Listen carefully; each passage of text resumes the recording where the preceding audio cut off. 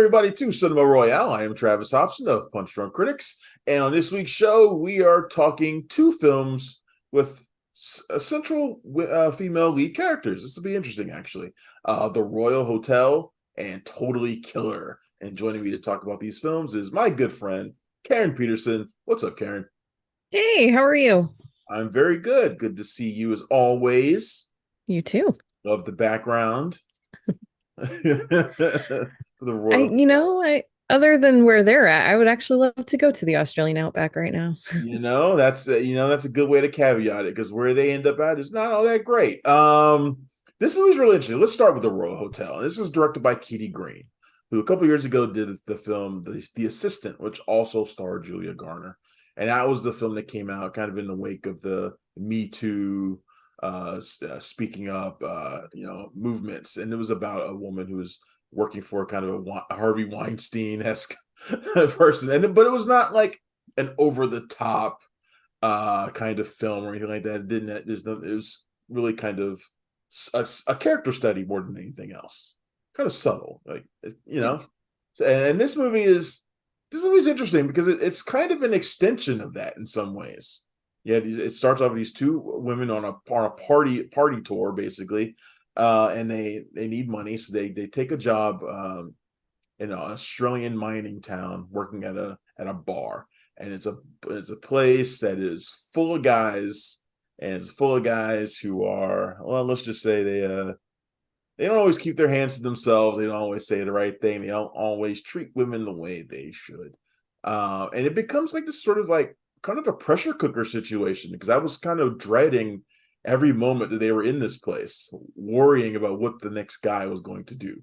Mhm. Yeah. And I was trying to explain this movie to you before when I had seen it and you hadn't seen it yet. And now I'm curious to get your opinion that you have seen it. So give me your thoughts on the Royal Hotel. Oh, I think it's great. I really like the way that Kitty Green sets the scene. I think she does such a good job of building up and like introducing some really important things about these characters from the beginning when we see them on this party cruise, and then when we see, oh, now they have to, these vacationers, and they have to just kind of do what they can to just make some quick money so they can get back to vacationing. Yeah. And they're kind of warned, you're going to get a lot of male attention when you go here, and you see one is very reluctant and the other is just like, yeah, sure, whatever, that's fine. And so when they get out there, it's really interesting to see the way that what we've first been introduced to with these two women just really becomes fleshed out in the way that we really see how they interact with each other, how they interact with these people around them. And I really think that Green is such a talented director at like ramping up the tension of really, she does such a great job of just really drawing you in and never going too far. She never takes it like that extra step farther than it needs to go, Yeah. but she gives you so much of just anxiety, but in a like not in a way that it's like, oh, I can't watch this, it's too intense either. So she's great. Yeah, no, I like what you said about how she kind of sets up these characters. When we first see them, they're in the middle of they're on a party boat, and Julia Garner's character, I think Green does this on purpose because she's allowing us to make a first impression, like to have an idea in our head about who these characters are. So Yeah. Julia Garner's character, first time we see her, she's making out with this guy. So we get the Hmm. impression in our head, okay, these are girls who are out here ready to party. They're here to hook up with guys and this kind of thing. And Jessica Henwick's character is the one who's kind of like, hey, we got to get on the ball here and get some money because we're out of money. She seems like she's the responsible one. And then you get into this hotel, into this bar, and it's not that the situation's reverse. It's just that Henwick's character is more like, do what you have to do to get through the moment, get through the day. And Garner's character is like, I'm not here to tolerate this. To tolerate this. Yeah. you know? Yeah, exactly. And I think that it's so good that Green gives us this introduction to them, because as things do start to get more um as we do start to get more invested in their story when they're out in the middle of nowhere, um, and Julia Garner's character Hannah starts to really say things aren't right. This isn't okay. We know that it's not just because she is inherently like pessimistic or paranoid. We know that she's a girl who likes to have fun. She knows that something's wrong. And so it's really good that we got that introduction so that we trust her and we know that she has these good instincts about her. Yeah. And I like that we see degrees in the girls too. Like um like in the case of Henwick's character, she's she's almost accepting in some ways of what the guys are doing. Like she goes along with them to, like when they go a little too far, when they make crude jokes, she kind of goes along with it to some degrees. And it's almost like a Stockholm sort of thing. Like she's in the middle of it, and she's just kind of in the middle of the atmosphere, and she's just kind of letting it go. And it's like degrees of acceptance to what these guys are doing. There are degrees of acceptance of it. And Garner's character is never like that. I think she tries to deal with it, but then she gets that label of being like the frowny one, like the sad and the angry one. But no, she's not that. She's she's acknowledging the situation for what it is. And of course, in this environment, that's not going to fly very well. I think I don't know. I think with Henwick's character Liv, Mm. she's kind of this in between extremes, or not extremes, but in between two very different like ways of handling the situation, because they come into this place and they're taking over for these two British girls who are leaving, Yeah. who are super into all the male attention that they're getting, Yeah. and it does not phase them at all. It doesn't bother them. They love it. And so now they're leaving, and then you've got Hannah, who's very like, no, none of this is okay. And then so you've got Liv, who's somewhere in between. She's like not quite as chaotic party girl as those British girls were, but she's also not quite as like put up walls as Hannah is either. So it's interesting to see how she's kind of that balance in the middle. See, I like that we got to see those British girls before they left. My impression that I got from them was that they probably didn't start off the way they ended. Like I feel like they might have been against what was going on at first too, and then their resistance kind of got worn down all during the trip as well, until they finally, or maybe they were just happy to leave, and they're like, it's our last night, so we'll cut loose now. Maybe they weren't like this at all the rest of the time until the final day, and they're like, let's get the hell out of here, let's have some fun. But That's so interesting. I'm sorry to cut you off. no, It's no, just it's fine. it's so interesting just because to me, like my impression watching them was like those are party girls that were just like, yeah, bring it on, like these cute minors in this town. Because like those guys are like some of them are really cute. They can be very nice and charming. If you're into like if you're fine with crass jokes and stuff, which they probably were. And so to me watching it, I had a totally different impression of those British girls. I thought they were like totally down for everything. And so for these guys who are there, because it's not like any of them, sorry, something flying in my face. But it's not like any of these guys really at any point um fully are, I don't want to spoil too much, but like you never know for sure if any of them are actually like predatory. They definitely, some of them are very what's the word I'm looking for? Um um anyway, like they kind of latch on and Yeah, they kind of have dibs, I guess. Um but th- you there's get this the element where it's like the danger is really more in us not knowing what their intentions are, not in anything that's ever overtly done. yeah. Until you get to a certain point, and then it's like, Yeah. something really bad is about to happen. Yeah. But There are degrees to the guys like in this movie too. Like the guys aren't all the same, but you get the impression that this is, like you said, this is sort of like this remote town where it's like probably like 95% guys there. and women come around is super rare, or except for like the one old lady who's always at the bar, that none Mm-hmm. of the guys are hitting on, right? Like this, so you get the feeling that when women come around, yeah, the guys get territorial, right? And so Yeah. you get like the one guy, like the James Freshville character, who seems super sweet. He's really nice. He's kind of protective, but he's also not someone the girls are interested in. Mm-hmm. Like he doesn't have like he's kind of like the guy who's like immediately in the friend zone, like that kind of guy. And then you got the guy who's a charmer, kind of got an edge to him, kind of works his way into the girl's trust. He's just fun enough. He's kind of smart. He's crass too, but he seems like a normal guy. And then you got the guy who's just outright just kind of a dick.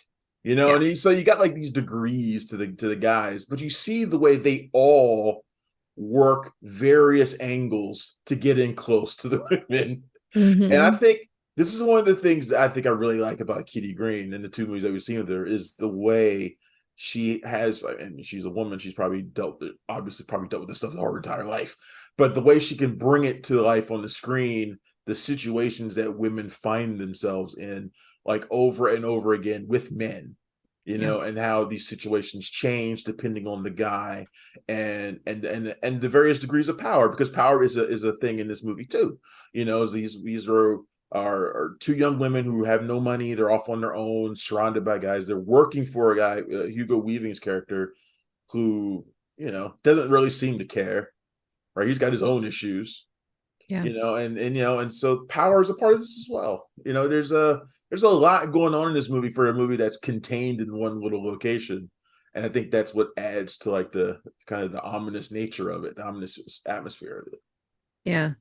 Yeah. And I think Kitty Green just is so good at, like I was saying, setting a scene where, like, throughout this movie, you always know that anything could happen. Like, this could erupt at any moment, Yeah. but you don't need to see that happen to know that it's possible.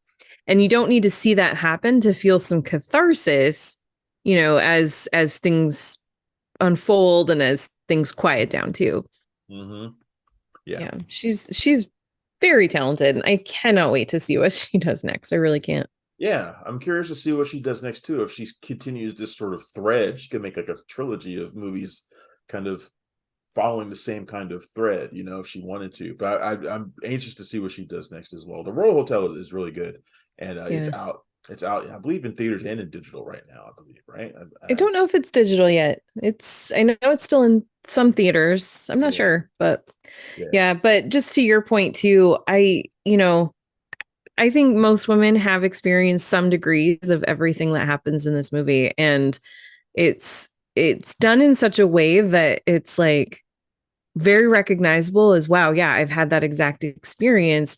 And it kind of, in a way, it kind of validates the experiences, because one of the things that is very easy to do when you're in a situation where you're getting this attention, you don't necessarily want it, but the people, like these guys that are doing it, aren't necessarily being creepy or rude. It's just you kind of perceive that. And so it's really easy to start gaslighting yourself and thinking, like, oh no, I'm getting this wrong. He didn't mean it that way. Like, why would I be yeah, freaked out about this? yeah. And so watching the way that she does it in this movie, it's like it's very validating to the experiences that I've had, where I'm like, no, I was right to feel creeped out by that. It's okay. That wasn't an overreaction. Yeah. That seemed to be like the reaction of the Hugo Weaving character is like, oh, it's not that big of a deal, you Yeah. know. Yeah, very Yeah. dismissive of the situation and the reality that the girls are facing. I kind of wish that I wish they could have done more, because Green kind of introduces, because there in this location of that, there's a lot of Aborigines working there, and you can see kind of how they're second class also in a way. Hmm. But we didn't really get a chance to do much with that. But I know there's a lot going on in this movie already. So, but yeah, I can't recommend this movie highly enough. I really did enjoy it. And I'm a big fan of Jessica Henwick, who I've liked since Iron Fist, and Julia Garner's great in just about everything. Yeah. So yeah, I'm really liking this. A little bit more people go and see it. It never really got like a major release here in DC. Like I don't even know if it played at any theaters here in DC. Oh, Uh, really? I don't know if it did or not. I haven't seen it in any theaters around here. Hmm. So I'm hoping that it can get some kind of a release, or at least digital if it's not already out on digital. Yeah, I just checked. It doesn't look like it's out on digital yet, but I think probably next week it will be on PVOD. Should be soon. All right, let's move on to the next film. Another one that I liked and I didn't expect to. Totally Killer, starring Kiernan Shipka, who I met the first time with you a few years ago That's for right. Sabrina. And She's I've been delightful. She really was. And of course, people know her from Mad Men and Chilling Adventures of Sabrina. And this kind of film kind of felt like a Happy Death Day sort of movie to me. It felt like it was made by the same by Christopher Landon, even though it wasn't. And it's Shipkin's character plays a girl whose mom is killed by a serial killer. So she goes back in time with the use of a friend's time machine, just all bonkers stuff. Goes back in time and confronts not only her younger version of her mom and all the people that she's known throughout her life, but also the serial killer who attacks her mom in the future. All bizarre stuff, and it's really funny, really really quirky. And the thing I really liked about it, that I really dug, Karen, is that it totally breaks all of the time travel rules. Like when I was watching this, I kept thinking of The Flash and like just the litany of time travel movies that we've had over the last year that are all dark and serious and don't do this because you'll affect this and blah blah blah, and everybody's sad, and her character is just like, I don't really care. I'll have to deal with that stuff when I get back. And she's freaking all the rules, everything. She's telling everybody everything. Everybody knows everything that's going on. And it's just, the things that I liked about this movie the most, I think that was the thing I enjoyed best, was like, they just don't give a shit. And that's the best thing about this movie. One of the things I was thinking about actually was like I was imagining what Rhodey and Bruce Banner would have to say about this during that conversation in Endgame. Right. I wish they could be like watching it and we could like see them freaking out at like all like divergent paths and all sorts of weird crap going on. Yeah. But Yeah. you told me that you like this movie too, right? It was a lot of fun. I mean, it's definitely one that is silly and it doesn't take itself seriously at all. Um, and that's why it's so entertaining. Yeah. It's I mean, I'm a sucker for an 80s vibe. I was an 80s kid. Yes. And so it's just I always enjoy when filmmakers go back to that time period. I always enjoy seeing what they're going to pick out to highlight as far as music and other pop culture references, fashion, stuff like that. And one of the things that I loved was just like the references to like the feathered hair and everything. It was just like, oh my gosh, yes, Yeah. this is so great. Yeah, I love this that it's set near this like amusement park. So you got to see all these rides. There are rides that look familiar to me from like the 80s, like especially like the ride at the end where he's Yeah, kidding. that spinny one. Anyone? Because I remember as me and my friends, we rode that at Kings Dominion, which is an amusement park near here, and they had one there before they got rid of it. And I think they probably got rid of it because of people like us. We would ride it over and over again, and we would just do crazy things like crawl along the walls as we were riding through it. Like you flip upside down. Did you do that one?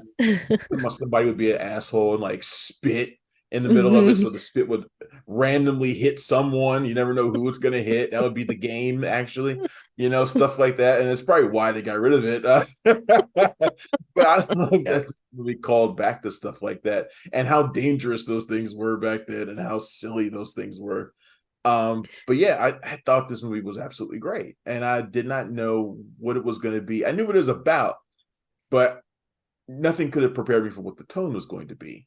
And like I said, it kind of was like Scream and a whole bunch of and like a Happy Death Day sort of combo movie, which I thought was absolutely perfect. Yeah, yeah. I thought that was the exact right tone. If this had been like tried to be a serious movie, it would have just been ridiculous. It wouldn't have made any sense at all. But because they made it really lighthearted and very meta, and just having fun with the 80s vibes and the serial, like, or not serial, slasher movie genre, and just kind of just really embracing all the different types of vibes and movie genres and tropes that it was pulling in together. I think it just did such a good job of just being fun, a little bit clever. There's also, the whodunit element of it too, where you're like trying to figure out like who is the slasher killer person, like who is doing this, and Yeah, yeah, in the screening I was at, people were actively involved in the movie. Like people were just like screaming out who they thought the killer was going to be and just having fun with it. And I found myself getting caught up in it too. Like I had an idea who the killer was, and it was one of those movies that is very easy to have fun with, and it's on Prime Video, so most people will probably watch it at home and won't watch it in theaters like I did. But yeah. I think it's one of those movies that you could easily watch with friends. I talk a lot about movies that are movies that we think are great that I would never take my friends to. That I would never watch with a friend, right? Yeah. Because they would never get it. Or very specific friends. You can take very specific movies, Right. Most of my yeah. friends, if I took them to something like, we always talk about like Power of the Dog or something like that, as a prime example of a movie that we think is great that gets all these accolades, and then we watch it with a friend, and they're like, why am I watching this? Stuff like that. It's This is so the weird kind of because that's movie. the exact example that popped into my head. Yeah, it's like the perfect example. It's like this acclaimed movie, but your friends never watch it. And they did, Yeah. they'd be mad at you if you took them to it. Yeah. But this movie is one of those movies you could watch. I could watch with all of my friends. Like I think every single one of my friends would like it, would watch it and like it, and have fun Mm-hmm. with it. So it's just one of those films, and I'm hoping people see it. It's directed by Nahnatchka Khan, who I'm not all that familiar with. I know her work. I know the series Fresh Off the Boat, and I know the movie, the Netflix film, Always Be My Maybe, is one that she did, but I have not seen it. Have you seen Always Be My Maybe? Did you see that? Yeah. I loved it. Okay. It's got one of my favorite Keanu Reeves cameos ever. Oh, I know that cameo. Okay. It's Yeah. fantastic. Yeah. Yeah.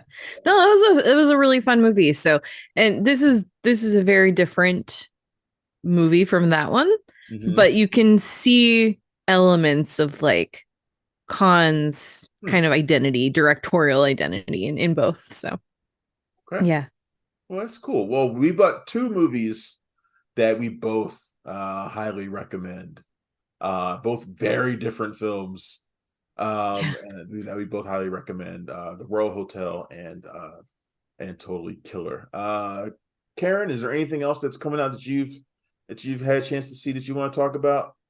Before we get That I've already seen. Oh man, I feel like I haven't seen much lately. And right now I'm just looking forward to next week. I know one that Killers of the Flower we could Moon. talk about for a moment before we get out of here, and that's The Burial. I know Oh yeah, that that's you've right. seen that, and you didn't like it, if I remember right. It's not that I didn't like it. I thought it was a good story. I just felt like it could have been told a little bit better. Yeah. So The Burial, for people who don't know, stars Jamie Foxx, Tommy Lee Jones. It's based on a true story. Tommy Lee Jones plays the owner of a family funeral home business. Kind of gets screwed by a bigger funeral home company. And so he decides to sue. And so he hires this flamboyant, kind of Johnny Cochran-esque lawyer played by Jamie Foxx to defend him, because it's in the South, and it's gonna be a black jury, and they think that having a black lawyer will play a big part, will be in their favor. I saw it just a few days ago. Talked about it yesterday on TV, and I was surprised. I really liked the movie. I think it's actually really good. My initial impressions of it that I told you about when I saw the trailers for it was that it seemed to have a weird identity. I didn't know what it was trying to do, and that held true watching the full film. Yeah. I felt like at sometimes it felt like this could have been better served as a drama, but then again, it would have taken away from the best things that are from Jamie Foxx, and Jamie Foxx is Mm-hmm. probably the best thing about the movie. He's absolutely tremendous in this, charismatic, just presence out the ass in this film. He's just really great here. Shows depths to the character that grow over time. He starts off as kind of this, you think he's just sort of like this, circus ringmaster, but he's got levels to him. I thought he was fantastic in this. So if you had changed the tone of the movie, it would have taken some of that away, I think. But at the same time, I do think the movie kind of undercuts its seriousness at times too. So but Yeah. I couldn't recommend it. That's also on Prime Video, just like Totally Killer is. So it's worth Mhm. checking out. But yeah, I still had the same problems that I thought I was gonna have. Yeah. Yeah, I agree with you. I thought Jamie Foxx was fantastic. I think it was one of those, it was the type of performance where it's really big and boisterous, and he's so good at that. And yet he manages to not take it too over the top. He really has he has the ability now to kind of pull back from going too far, and he does a great job with that in this movie. And I thought Tommy Lee Jones was good too. It's a much more subdued character, and the two of them together have some really great scenes. They had surprisingly good chemistry, I thought. Yeah. When I was watching it, I was thinking because it's set in the '90s, and it reminded me of those like John Grisham movies. If this had come out in the Mm-hmm. '90s, it totally would have been like this totally star-driven John Grisham courtroom thriller. Would have been a Yeah. lot more serious. It would have been one of those movies. And there are Mm-hmm. elements of that in this. When I was watching those two together, I was like, "This would come out in the '90s. These two together in a movie like this would have been like, wow, like 200 Oh million yeah. it would have been gigantic." So I kind of liked watching those two together in this and thinking about what might have been in a totally different time. But yeah, it's a good film, a nice underdog story. You can't go wrong with that kind of thing right Mm-hmm. now, especially the anti-corporate type of message that this movie has too. There's things about that I know people are gonna like. I Um, really I have appreciated that the villain was Canadian.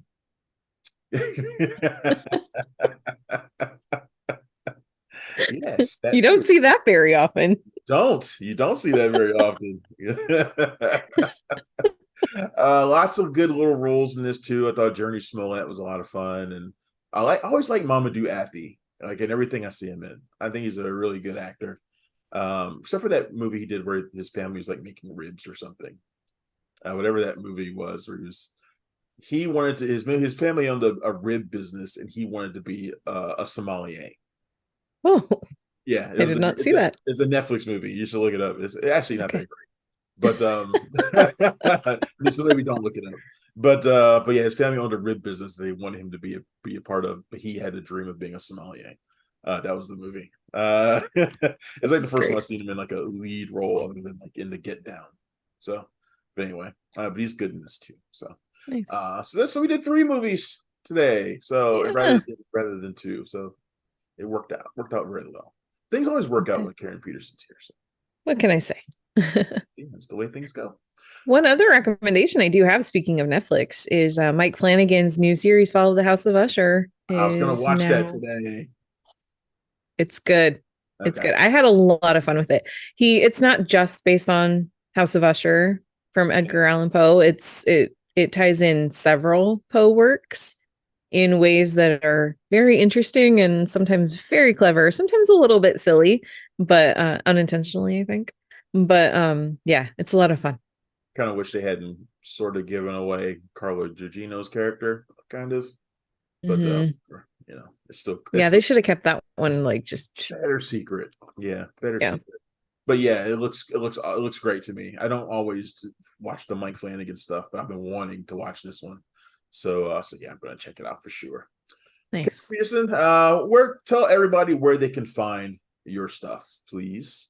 Well, I write for Citizen Dame and I podcast there as well. So citizendamepod.com to find my work there. Occasionally I write for Variety. Hopefully the strike will end soon so I can go back to doing that.